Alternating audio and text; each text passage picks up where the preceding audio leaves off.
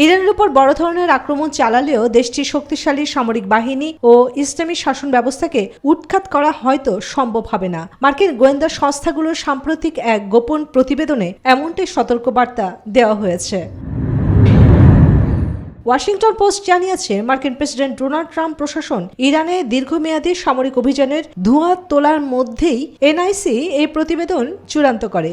গত 28 ফেব্রুয়ারি যুক্তরাষ্ট্র ও ইসরায়েলের যৌথ হামলায় প্রায় এক সপ্তাহ আগে এই প্রতিবেদন তৈরি করা হয়।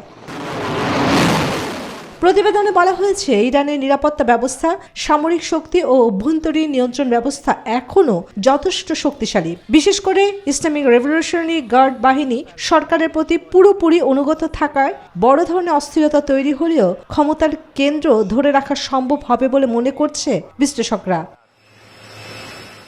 মার্কিন প্রেসিডেন্ট ডোনাল্ড ট্রাম্প ইরানের বর্তমান নেতৃত্বকে পুরোপুরি সরিয়ে দিয়ে নিজের পছন্দের শাসক বসানোর পরিকল্পনার কথা জানিয়েছেন, কিন্তু এই গোয়েন্দা প্রতিবেদন ট্রাম্পের সেই পরিকল্পনা নিয়েই সংশয় তৈরি করেছে। প্রতিবেদনে বলা হয়েছে, ইরানের বিভক্ত বিরোধী দলগুলোর পক্ষে দেশের ক্ষমতা দখলের সম্ভাবনা খুবই কম।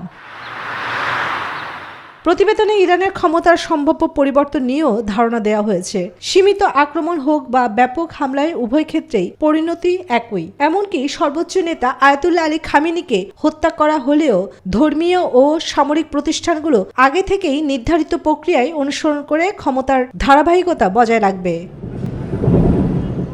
মার্কিন বিশ্লেষকরা মনে করেন, অর্থনৈতিক চাপ ও আন্তর্জাতিক নিষেধাজ্ঞা ইরানকে দুর্বল করলেও তাৎক্ষণিকভাবে শাসন ব্যবস্থা ভেঙে পড়ার মতো পরিস্থিতি তৈরি হয়নি। তবে দীর্ঘ সংঘাত গোটা মধ্যপ্রাচ্যে নতুন অস্থিতিশীলতা তৈরি করতে পারে বলেও সতর্ক করা হয়েছে এই গোয়েন্দা প্রতিবেদনে।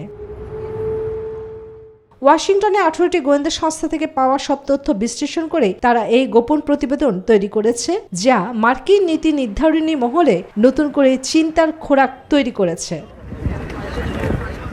চন্দ্রানী চন্দ্রা, নিউজ 24।